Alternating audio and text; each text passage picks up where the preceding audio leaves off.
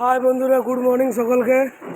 এই যে দেখো, আজকে আমাদের মেনু এই করলা ভুই আছে, গাজর, কাঁচকলা, আলু ফ্রাই হচ্ছে, আর শুক্তো হবে। এই যে মিস্ত্রি বানাচ্ছে আমাদের, আর এই যে সোলানার শ্বশুর, সবাইকে শ্বশুর, আর এই যে বাপে এরা ভাত ছেঁকাছাকি চলছে। এই যে সজনে ডাঁটা আছে, বেগুন,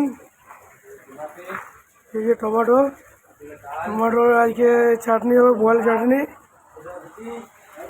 এই ভাত আমাদের কমপ্লিট হয়ে গেল।